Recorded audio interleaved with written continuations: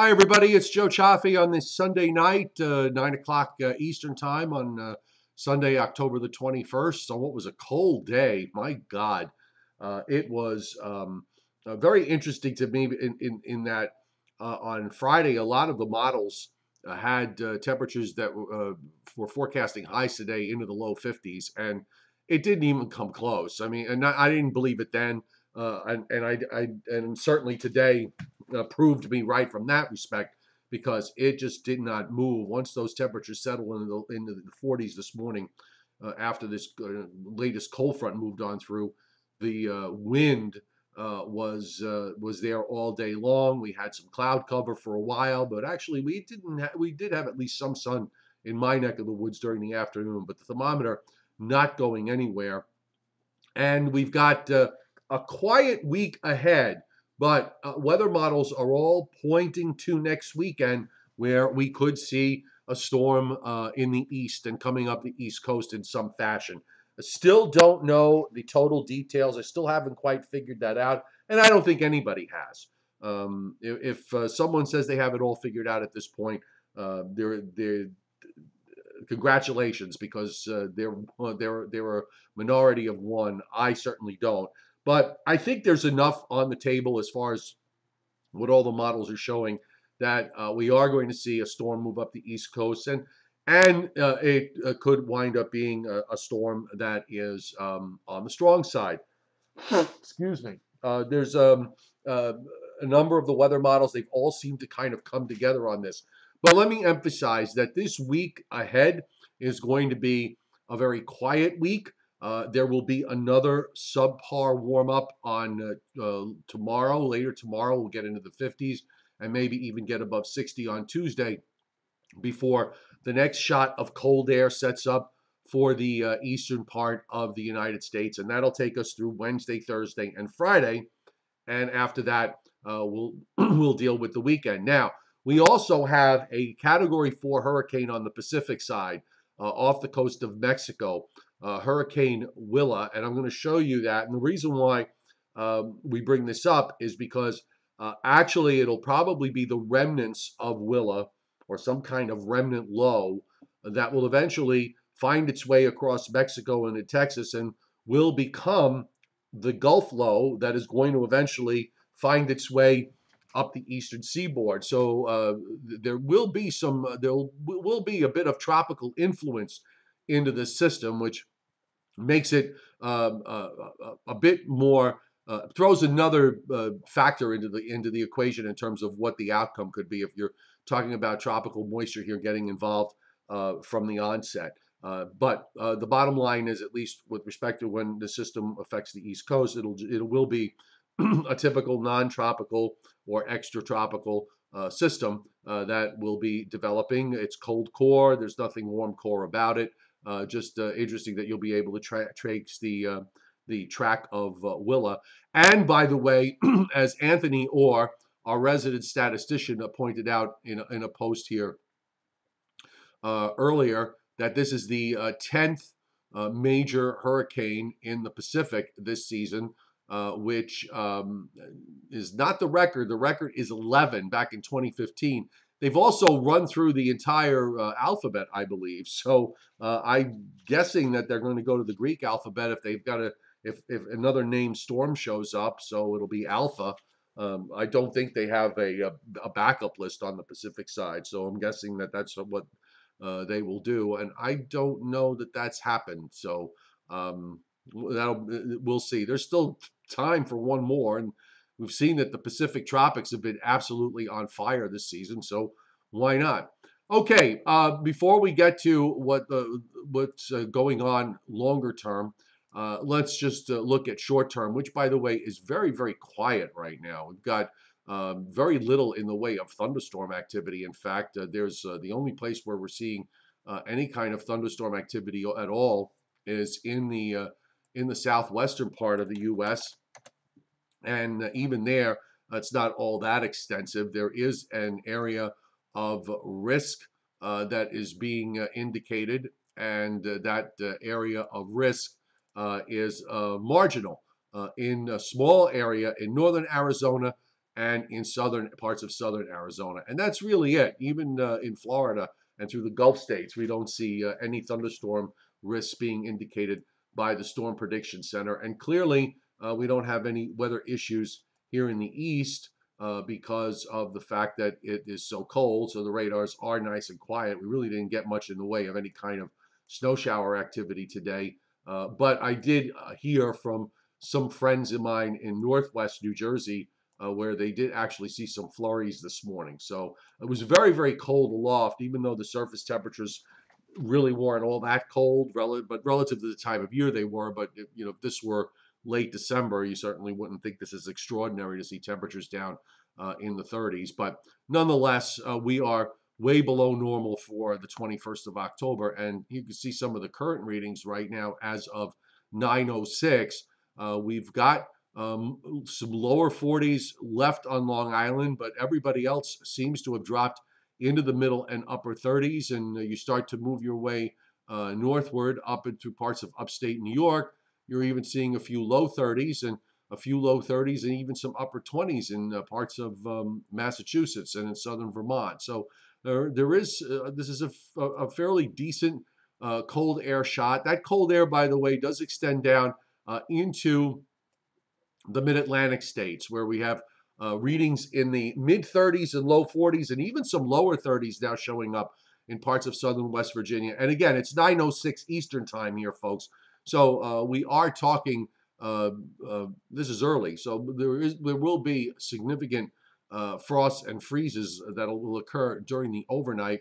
And in fact, just looking at the Weather Service's map, the blue areas are all frost advisories, and they start from central New Jersey and go all the way down into the northern half of Georgia, northern Alabama, northeastern Mississippi, and back through northern Arkansas. And the darker purple, those are all freeze warnings. And we have those up also for parts of central New Jersey on south and west from northeastern Virginia, southwest into the western part of the state, a good chunk of Kentucky and Tennessee, and much of the western half of North Carolina. So the penetration of the early cold has been significant and has run pretty far to the south.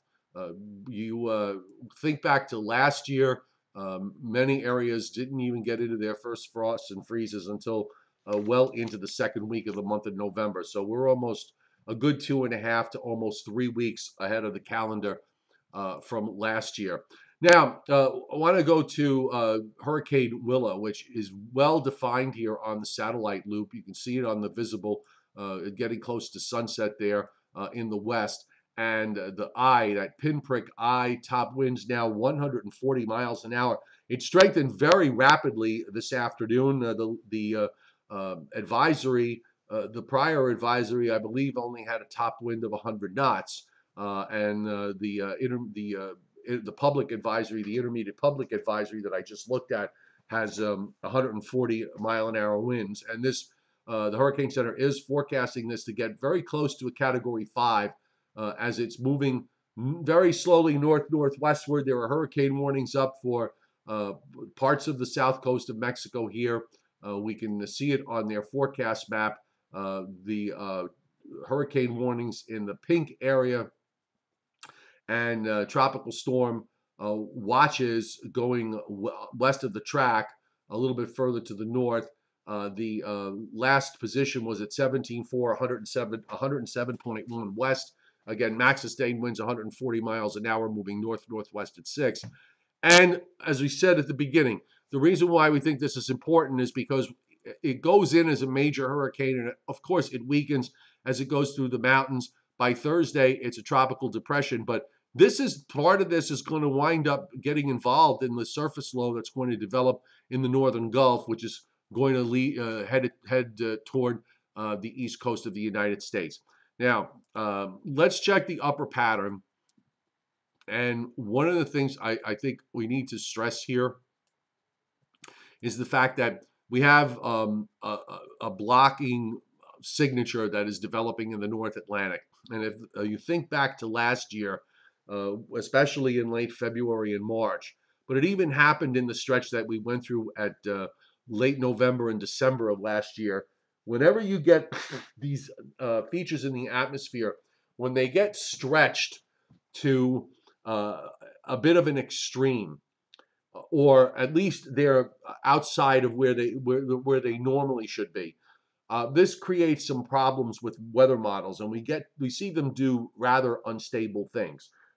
Some runs have a storm in one place, then there's a radical change on the next run, followed by a radical change on the run after that. We're starting to see those changes narrow. We're seeing the models coming together a bit, but it has to do with the fact that, especially when it comes to a blocking pattern in the atmosphere, or a blocky pattern, let's call it, because it's not a complete block that we're witnessing here, but it is what I call blocky. And I'm going to bring up the teleconnections so that we can look at those, and then we'll come back to what the weather models are telling us. But you can see what's happening here over the next several days, where the NAO does go sharply negative, well, somewhat negative. It's not sharply negative, but somewhat negative. Then kind of straddles back up to the neutral line over the weekend, only to go slightly negative as we move into the month of November. And that Pacific North America Index, the PNA, which is basically telling us with this strong positive reading, it's actually off the wall positive into this coming weekend, and very strong on the PNA index. This is something that's been trending higher with every run. So we're starting to see the models come in with the idea of a rather important coastal low for next weekend. But I still think we have details to work out. But I just want you to watch how the upper air evolves here. Also, down in the lower center, you have Willa, and you've got this trough and energy that extends from California, from central California southward. So that trough is actually picking Willa up and taking it inland. And you see how it just kind of disappears. It's basically getting absorbed from that. In the meantime, in the east, we have another, of course, we had the deep trough that moved through today. That lifts out, only to be replaced by another trough as we move into Wednesday. And that trough is going to hang around just off the East Coast. So that's going to keep things chilly. And it's also going to drag down that chilly air pretty far to the south in the eastern part of the United States. This cold push is going to make it down into the southeast, and already has, the one that they're in now. This one will as well. But now we start to look ahead to what's going on in the west, and that is that we do have energy that's coming in. The energy that you saw coming into the southwestern U.S. picks up and absorbs Willa, and then gradually makes it further east. This is happening at the same time, by the way, as the trough for the middle part of the week lifts up. You've got this blocking ridge, this blocking, let's call it blocky, Blocky, between the Azores and Greenland, kind of building over the top. So the trough doesn't exactly move eastward, but instead lifts up and goes to the north. So that forces all this energy to its west to dive toward the southeast coast. And this is where we wind up with a fairly wrapped up looking system for next weekend and into early next week, as that lifts on up into Canada. So I think all the models have this in some fashion. If there's one model that's a little bit off on this right now, it's the European, because the European seems to be having a bit of trouble with the block. It's how the models are handling the blockiness in the Eastern Atlantic is going to be critical here. See, the European allows a little more what we would call progression with this. It doesn't quite time out all these short waves as well as the GFS and the Canadian, which are kind of in lockstep. The European seems to have a bit more trouble with this. Although if you look at the upper air for Sunday, I mean, it's impressive enough as far as I'm concerned, but it's losing something somewhere along the lines. I don't know if it's just not picking up that southern feature as well, but it's not quite in the same places as the GFS and the Canadian. That may wind up changing. You could see the European uh, getting, trending toward the other two models.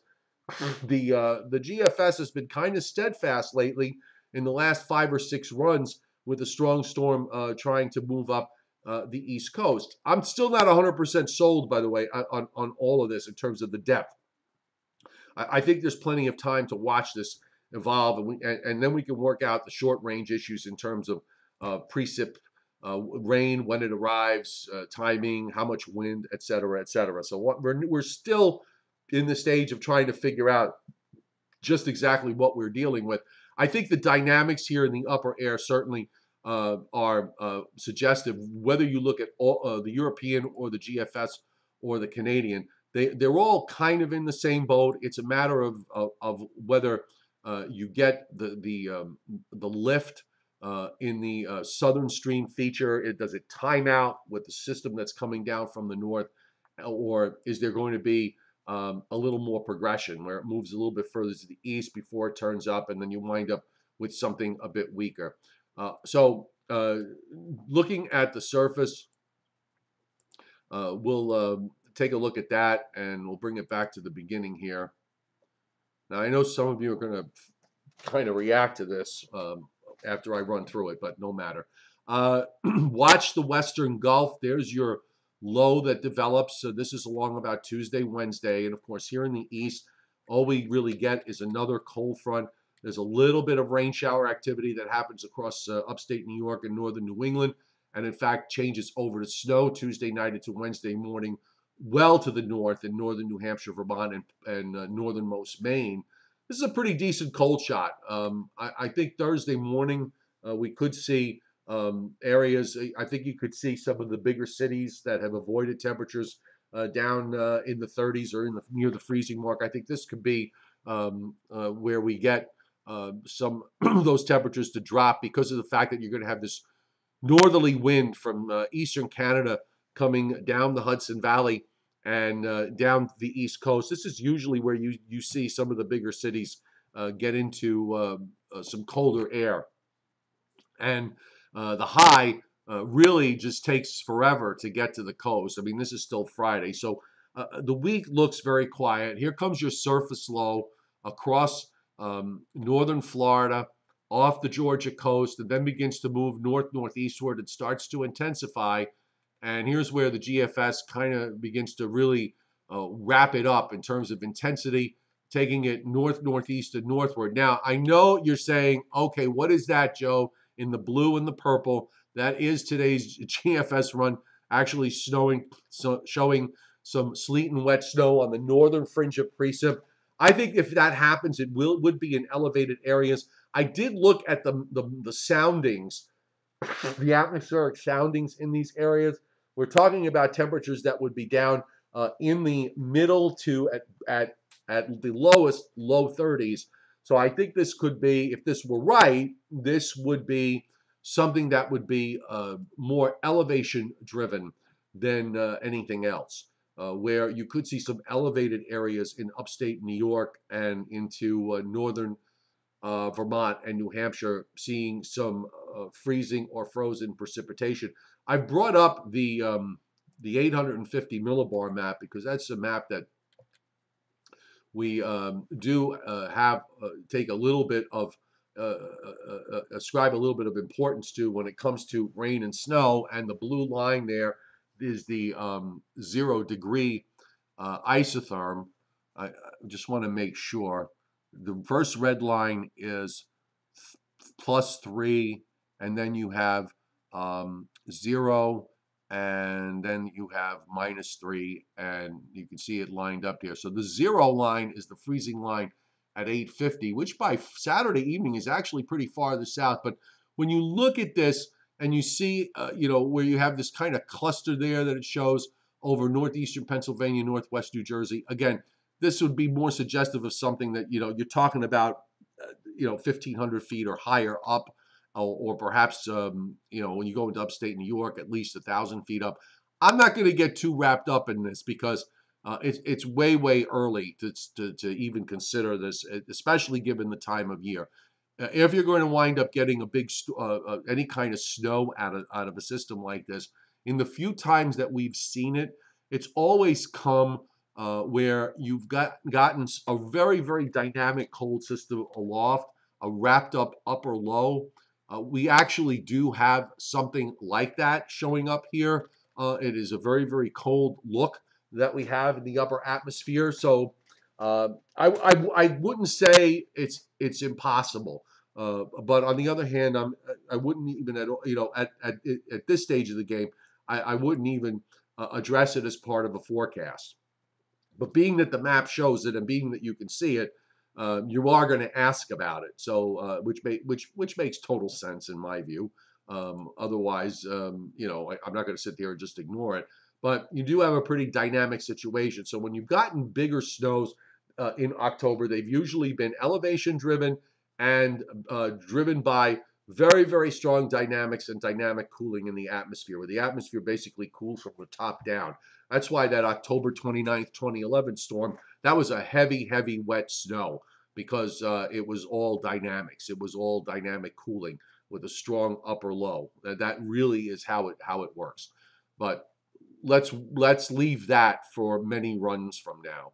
The European, I'm sorry, the Canadian. I do want to show you the Canadian model today because it was fairly similar to the GFS. There was some differences, but the European also showing a very, very dynamic wrapped up low going up to our west. And actually, the Canadian model has a powerful looking storm that moves into Chesapeake Bay here and runs rapidly northward. This is a non-tropical system. Let me make this clear. I know I saw a few people, kind of make a comment about this. Um, uh, and I got a couple of messages with regards to it. This is not, when you're talking about something like this, and you're talking about a situation with regards to the tropics and Sandy in particular, because that's the name that's going to get thrown around.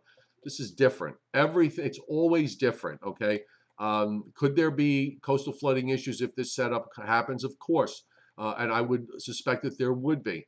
We're coming off a full moon, I believe, on the 24th. So we're talking about the 27th or 8th. So we'll probably pass the peak tides, but there still might be some issues. But this is not a sandy situation. But still, it's a non-tropical storm that the Canadian has pretty wrapped up and tracks through Chesapeake Bay and on up through east central Pennsylvania into upstate New York. And by the way, notice that except for a very, very small blue dot there, right over Johnny Quest's house. I'm just kidding. It's all rain on the Canadian. The GFS has the low on the last run, as we showed you, just to show you the difference. It just kind of swings it out into the ocean east of the New Jersey coast before it turns northward. So it actually brings it onshore over eastern Long Island and south and eastern Connecticut, moving it up toward northern New Hampshire. Again, with regards to the freezing precipitation and the frozen precipitation, that is something for a short range model issue that we'll deal with if we have to deal with it at all. We'll deal with it when we get there. And that storm, by the way, once it goes by, will pull down some colder air as we finish off the month of October and head into the month of November as we have another weather front, weather system start moving along again. Probably going to lose that blocky signature to some degree, but I'm at the point right now where I'm going to kind of stop looking at the long range and just focus on the system that is going to be front and center. All right, so what I'm going to do now is we'll come to the chat. The Sunday night videos, sometimes they're tough to do, if only because of the fact that I've already had a long day, but I'm going to struggle through it, okay? Let me just take this opportunity before I come over to the chat board and talk with you guys that, the Patreon platform is a good place to be with a situation like this. And we have a place for you to go where you can check out all my latest weather posts pretty much all day long, along with videos that are exclusive just for Patreon members. We did one this morning, in fact. And the link is up there on the chat board if you're interested. It's just $2 a month to start. unless you need some serious hand holding or you're feeling a bit more generous. And I do have some other tiers available a little bit that are up there a little bit higher. So consider it if you will. There is the link there on the chat board. And Doug Wetzel, thanks for being here and thank you for hitting Super Chat tonight. I really appreciate it. A cup of coffee, it'd do me some good to keep me awake right now, but it probably would keep me awake all night, which is something I really don't want to do at this point. We'll bring up here full screen. And there we go. So, let's see. Dio Nankumar, with respect to whatever comes out of the Gulf, it's not going to be a tropical system. It would really shock me if it were. It's not going to be a tropical system. You have cold air that's pushed pretty far south into the Gulf with this last front, so I can't imagine that it would be.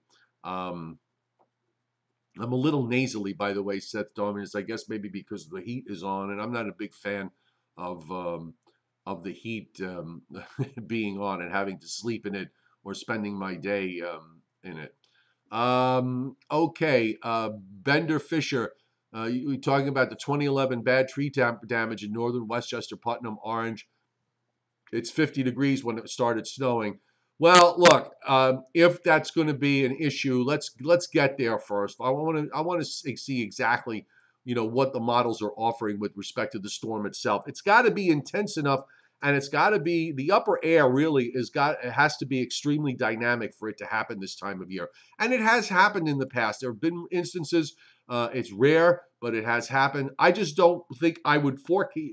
I couldn't, in any good sense, forecast that off the just off tonight's weather model run for something that is well over a week away. Joyce Mack, I'm placing my special order with my favorite weatherman. No bitter, freezing, windy snow until late March to go, please. Well, Joyce, who knows what kind of winter we're going to have. I suspect that it'll probably, have its usual potpourri of everything for everybody at some point, and whatever weather pattern will be the dominant one that'll carry us through the majority of the time. And we just spend the time from now through the end of December. Um, uh, we spend some time from now through the end of December just kind of figuring out what the pattern for the winter is actually going to be. I try to get a sense of that because that really helps a long way when it comes to forecasting down the road. Let's see. Just trying to run through everybody's points here. I could see a number of you joining us tonight, which is always good. Peter Bicker, you haven't been around in a while. How strong would the winds be if the CMC was right with the depiction in terms of the gradient? I don't know, probably 40 to 50 in gusts. But why even get wrapped up in that right now? Because we're a week away. I think the way the focus is on what kind of a storm and how strong is it's going to be. And I don't know that we could really put a complete finger on it. I think there's still too many variables at play because of the very unstable nature of the blocking high out in the Atlantic. Do I remember the 2011? Asked Ryan Ford about whether models trended or not. I have a vague recollection of the 2011 storm. I don't think it was something that really showed up that strongly in the long range. It was something that you kind of looked at and thought that maybe it could happen, but you didn't really put a whole lot of credence to it until you got closer to it in the short range. And even then, it's a tough thing to. You can't forecast events like that when they're that extreme. It's very, very difficult. You really have to have a lot of courage to be able to look at something at the end of October and forecast it to the magnitude of what happened during that October storm in 2011. I don't completely recall the synoptic situation. I do know that in systems when it snows early in the Northeast, it's always actually. I've never seen it really otherwise. It's always because of the strong dynamics from the upper air, and not so much from what's going on at the surface. Because it's almost impossible to have a perfect surface setup, much like you might see, say, over the winter months, and particularly in January and February. So you're going to get it in a different way this time of year. So it's got to be dynamically driven. I think we need to wait and see if those dynamics are going to completely play out the way some of the models are indicating. Um, Tracy Turbin, good evening to you. I see 99 Wolves made it here, and Bender Fisher and Daniel Seaman. So it's always good to see everybody here. And it's nice that you guys are all talking to each other, which is really good. See, I'm just trying to get through, make sure I got all the questions.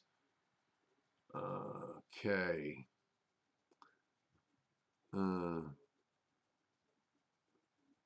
Okay, I'm sorry. Joyce Mack says the fishing crap you ordered for your son from Amazon recommendations were a big hit. I appreciate that. Thank you very much. Thanks for using that Amazon link.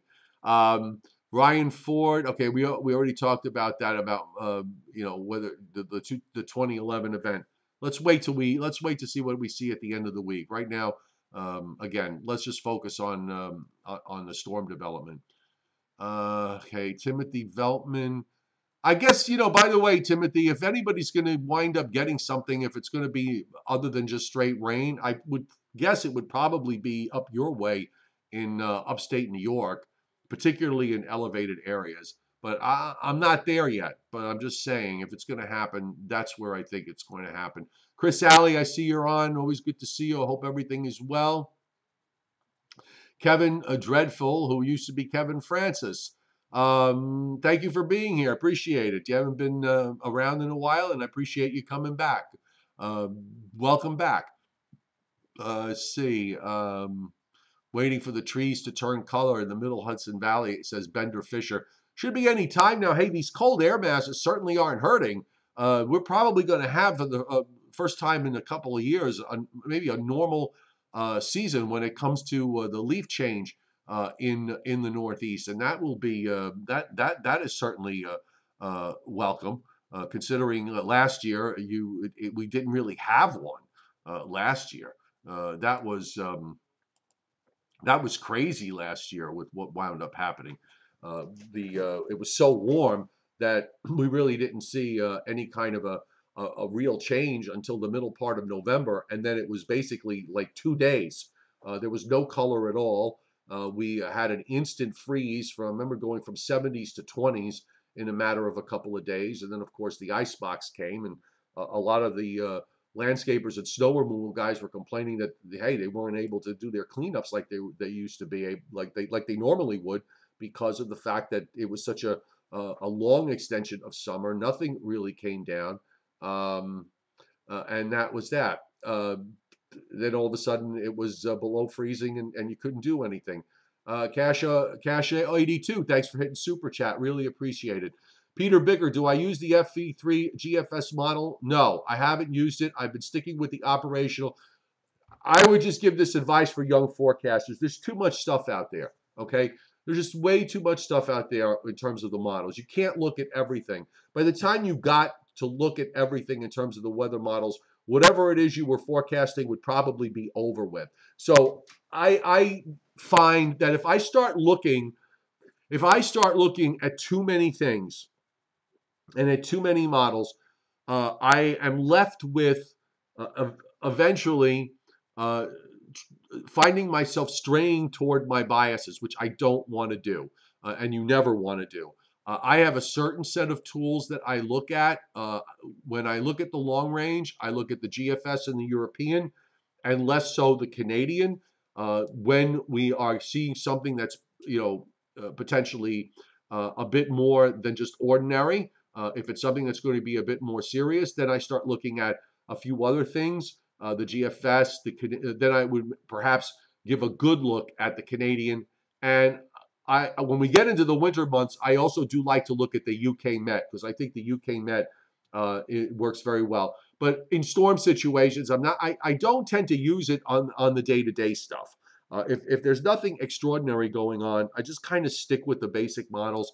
I do like the NAM very much in the short range in the wintertime. So, and especially at last year, the NAM worked exceptionally well through much of the winter months and through the four nor'easters that we had. The model was very, very good. And you know what? Even when it's not very good, I know the NAM like the back of my hand. So I'm comfortable with it.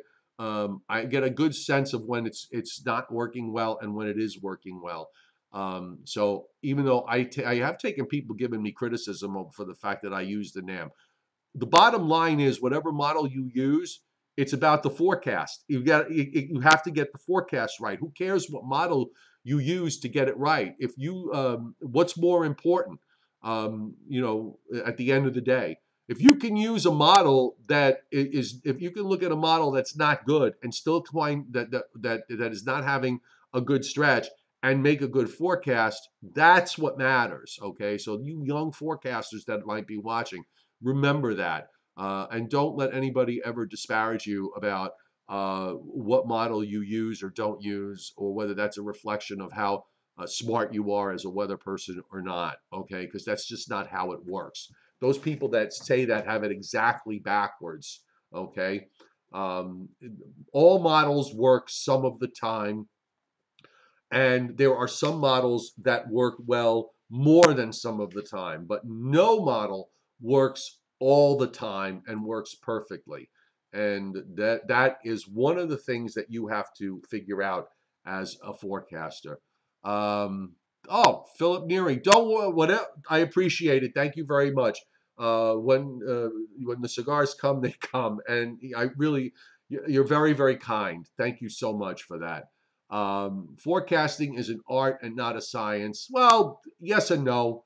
It is and it isn't. At the end of the day, it's really about seeing enough possibilities over time so that you get um, a good understanding as to how the atmosphere works.